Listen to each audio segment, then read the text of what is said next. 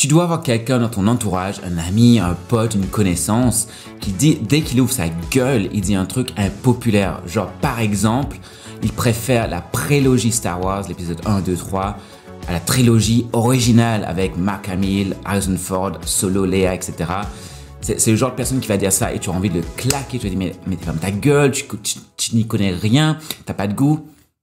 Je suis cette personne qui va dire les trucs impopulaires parce que voilà, j'ai mes goûts et je les assume et pour moi, j'ai les meilleurs goûts du monde parce que voilà, c'est aussi ça, assumer ce qu'on aime. Moi, je déteste même le concept du plaisir coupable. Je n'utilise jamais ce langage dans mon vocabulaire parce que tout ce que j'aime, c'est du bon, c'est de la qualité. Il y a quelque chose que j'aime dans ce que je regarde, dans ce que je vis, dans ce que je joue pour que je puisse kiffer et donc pour moi, ça en vaut la peine, il y a de la valeur. Donc, perso, prélogie Star Wars, ça éclate la trilogie originale, même si j'aime bien la trilogie originale, je préfère la prélogie parce que je trouve l'écriture meilleure, il y a beaucoup plus d'émotions. T'as Ewan McGregor qui est juste génial en Obi-Wan, et surtout, t'as le beau gosse Hayden Christensen en Anakin Skywalker. Et moi, je kiffe le sexe, ça marche sur moi, ça vend sur moi. Tu me mets un beau gosse dans un truc, je vais au moins mater, je vais être curieux. Après, si c'est nul, c'est nul. Et là, je viens à Star Wars Jedi, donc la série maintenant. Est-ce qu'on peut dire que c'est une série? C'est une duologie pour l'instant. On dit duologie, je ne sais pas. Bref, Star Wars Jedi Fallen Order. C'était Star Wars, je ne m'intéressais pas du tout jusqu'à ce que je vois le personnage principal, Cal Kestis, joué par Cameron Monaghan, que j'adore, je l'ai adoré dans Gotham, il est dans Shameless, c'est vraiment un acteur incroyable, il est beau gosse de ouf, donc j'étais curieux, j'ai acheté Fallen Order et j'ai aimé. C'est pas un jeu parfait, mais j'ai aimé. C'est plutôt cool. Ça m'a même fait intéresser un peu plus à l'histoire de Star Wars parce que justement Jedi Fallen Order était très accessible aux gens qui n'ont jamais touché à un Star Wars de leur vie, qui n'ont jamais regardé. Il y avait évidemment des éléments que les fans auront reconnus et il y aura des références pour eux. Mais le gros du jeu était vraiment hyper accessible. Donc du coup, pour quelqu'un comme moi, qui n'est pas un gros féru de Star Wars, féru, je sais pas si c'est un mot, un gros fan de Star Wars, ça a marché. Parce qu'il faut savoir, j'ai vu tous les Star Wars, hein, même la postologie comme on l'appelle, l'épisode 7, 8, 9. J'ai vu ça et j'ai détesté. Mais comme j'ai dit, prélogie et la trilogie originale, ça va, j'aime beaucoup. Mais voilà, Jedi Fallen Order m'a donné envie de m'intéresser un peu plus à Star Wars. Donc j'ai regardé Mandalorian que j'ai adoré. Et puis je me suis refait justement la prélogie et la trilogie originale que j'ai pu trouver un peu plus de qualité dedans. Donc c'était cool. Je dis tout ça parce que là, on est arrivé à Jedi Survivor et je te dis direct, opinion impopulaire parce que j'ai vu les critiques sur le jeu, j'ai vu les notes, etc. Clairement, je suis dans la minorité. Ce jeu m'a déçu. Mais attention, ceci n'est pas un test parce que j'ai pas fini le jeu. Je l'ai abandonné. Star Wars Jedi Abandoned. C'est comme ça que moi je l'appelle parce que je l'ai abandonné. Pourquoi je l'ai abandonné? Tout simplement parce que... Attends. Pourquoi je l'ai abandonné? Parce que j'allais être direct dedans, mais je te peindre le portrait, en fait, de l'expérience. Graphiquement, mamma mia, c'est absolument bluffant. Il y a beaucoup de beauté dans le jeu. Les visages et tout, Cameron est juste absolument phénoménalement beau dans ce jeu. Franchement, il est trop beau.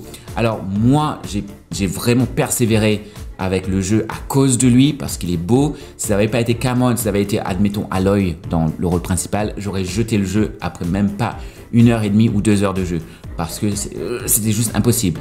Non, ce n'est pas à cause du framerate. J'ai eu des problèmes de framerate ici et là. J'étais en mode qualité, parce qu'apparemment ça marche mieux que le mode performance. Allez savoir pourquoi. Mais il y avait des drops de framerate ici et là, mais rien de bien, genre méchant, genre au point où ça me dégoûte du jeu, absolument pas. J'avais compris, en plus j'avais joué après un patch aussi, donc ça allait quand même, tu vois. Donc c'est pas techniquement, ça allait, il n'y avait pas de souci. Le gameplay, non, c'est pas le problème le gameplay. Le gameplay est addictif, les combats au sabre laser avec la force et tout, oh là là, mais j'adore, c'était vraiment cool. Ça m'a rappelé évidemment Jedi Fallen Order et j'ai trouvé le gameplay absolument trop bien. Et le casting, il y a quelques références évidemment à Jedi Fallen Order, dans le petit côté, on va dire, c'est pas de nostalgie on va dire, mais on va dire, on peut dire nostalgie, bon je dis nostalgie, parce que voilà, j'ai retrouvé un peu des personnages que j'ai connus, donc très cool. Sauf que voilà, voici le problème, le truc qui fait que j'ai abandonné le jeu, le rythme est absolument, mais abyssal. c'est catastrophique pour moi en tant que joueur. Alors, moi, je parle vraiment de mon contexte personnel. Hein. Alors moi, tu sais, je sais pas si je te l'ai déjà dit, je sais pas si tu le sais, mais pour un film, pour une série, pour un roman, si tu ne m'attrapes pas dans les 15 premières minutes, les 20 premières minutes, allez, maximum 30 premières minutes, c'est bon, je lâche. J'ai pas de temps à perdre. Mon temps, il est précieux. Pour moi, une des choses les plus précieuses qu'on a, qui est à nous, c'est notre temps. Donc, le temps que je t'accorde, le temps que je te donne, il est précieux. Donc, il faut quand même respecter ça quand tu as une audience, quand tu as des joueurs, des viewers, etc. Le temps, il est précieux. Et donc, du coup, moi, je suis ce genre de personne et tu vas peut-être me gifler à cause de ça. Tu vas peut-être me dire, mais t'es un connard, Raphaël, il faut pas être comme ça. Il faut donner la chance à tout. Il faut continuer, persévérer jusqu'au bout. Si ça prend 80 heures, ça prend 80 heures. Moi, je dis non, basta, mais non, non, non, non. Je ne vais pas perdre autant de temps juste pour la potentiellement que ça va être cool.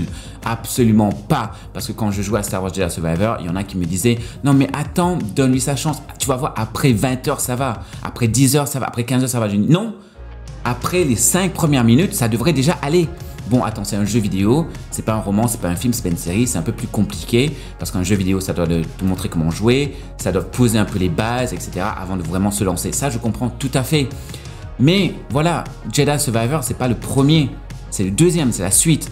Dans Jedi Fallen Order, dès le début, j'étais accroché. Dès que la caméra volait vers notre personnage, j'étais accroché.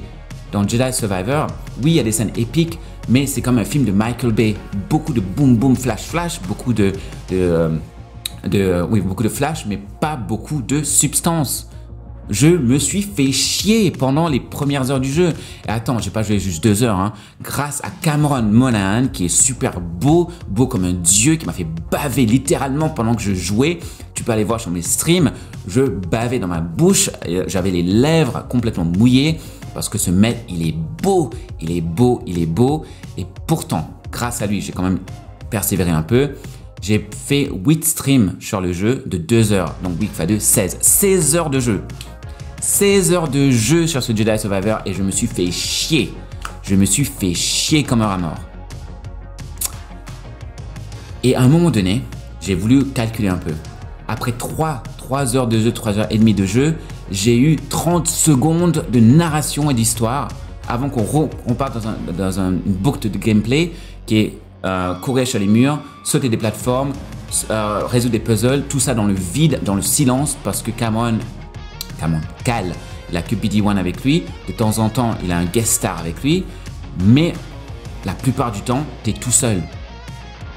Et le monde, pour moi, n'est pas assez intéressant pour que ça vive comme ça. Il y a un truc qui est... Voilà, ça ne colle pas, ça ne m'accroche pas. Alors, j'ai la chance de connaître des fans de Star Wars. Et parmi les fans de Star Wars, la majorité m'ont dit... Oui, le rythme est un gros problème. Eux, ils ont persévéré parce qu'ils aiment Star Wars. Ils aiment le monde de Jedi Survivor, les mondes qu'ils ont montrés, parce qu'ils reconnaissent des choses, ils comprennent l'importance de l'histoire qu'ils veulent raconter, la Haute République, etc. Donc, il y a quand même pas mal de choses que eux, ils sont contents de voir dans le jeu vidéo. Et tant mieux pour eux. Mais là, ça pose l'autre problème que j'ai. Le jeu n'est pas vraiment accessible, je dirais, pour les gens qui ne sont pas absolument fans de Star Wars. Ok, tu me parles de Haute République, mais qu'est-ce que j'en ai à foutre si je le connais pas? Qu'est-ce que j'en ai à foutre? Il faut que tu quand même montres à travers les personnages que c'est quelque chose d'extraordinaire ou d'important. Limite, tu as l'impression qu'ils vont faire leurs courses quand ils parlent. Il n'y a pas d'émotion, il n'y a rien. La façon dont c'est raconté, le rythme est beaucoup trop lent. Alors, j'ai pas de problème avec les jeux qui prennent leur temps, tant que c'est intéressant, c'est ça la clé. Je prends un exemple tout bête. Je ne sais pas si tu connais la série Mad Men avec John Hamm. C'est une série américaine qui parle de la publicité, du monde de la publicité dans les années 60 aux États-Unis. Et tu regardes les premiers épisodes, la série tout court, elle est très lente. Parce que c'est ce qu'on appelle une série à character, c'est-à-dire une série où les personnages sont le nerf de l'histoire. Et en général, les character studies, c'est comme ça qu'on appelle ça, l'histoire, elle va assez lentement. Mais voilà, la série a connu un gros succès, mais aussi parce qu'il y a un bon rythme. C'est lent, mais le rythme, il est bon. Il y a assez d'accroche à chaque fois pour que tu restes scotché à l'écran. Et là, dans Jedi Survivor, j'ai pas du tout trouvé ça. Moi, je me suis accroché parce que Cal Kestis, il est beau. Alors après, il y en a qui vont me dire « Mais attends, Raphaël, t'exagères, je veux avoir tes streams, tu parles tout le temps, t'écoutes à moitié, etc. Mais tu sais pourquoi j'écoute à moitié? Parce que ce n'est pas intéressant. Ça m'a pas accroché. Ça m'a pas du tout accroché. C'est pas intuitif du tout le jeu. La map n'est pas intuitive du tout. Et je crois, je vais pas vérifier, mais tu peux aller dans les options et activer les choses pour que ce soit un peu plus guidé, si tu veux. Mais j'avais pas envie de ça. J'ai envie de vivre le jeu. Et j'ai trouvé quoi faire de temps en temps. Mais dans le dernier stream que j'ai fait, le tout dernier stream sur le jeu parce que j'ai abandonné, j'ai dû aller sur Internet trouver le walkthrough pour cette zone-là. Parce que on comprend pas où il faut aller. Après, je vais être honnête et je vais être transparent. Dans les dernières heures de mon stream, j'en avais marre. J'en avais juste marre, donc j'ai abandonné. J'ai pas vraiment essayé à chercher. Donc j'ai abandonné. Donc pour être tout à fait juste, si j'aurais peut-être pris un peu plus de temps à chercher et tout, j'aurais peut-être trouvé. Mais j'en avais juste marre. Alors le jeu, apparemment, il est bon. L'histoire, elle est bonne pour les fans de Star Wars. Ils ont kiffé l'histoire. Même ceux, je connais quelqu'un dans ma commune des dragons qui a fini le jeu, ou du moins qui est arrivé un peu... oui, il a fini le jeu, il m'a dit. Il m'a dit le dernier tiers est vraiment excellent. Le dernier tiers est vraiment excellent. Donc il m'a dit carrément, il jette le reste du jeu, mais le dernier tiers, ça c'est bon. C'est un fan de Star Wars, donc c'est cool pour lui. Mais tu me dis à moi, et Raphaël, joue à ce jeu-là, tu vas voir, les 2 tiers, c'est nul. Le rythme est lent et c'est catastrophique, mais le dernier tiers, ça va. Je vais dire, non merci, j'ai autre chose à foutre que de passer 30 heures, 25 heures dans un jeu pour juste les 5 dernières minutes. Non, je suis désolé.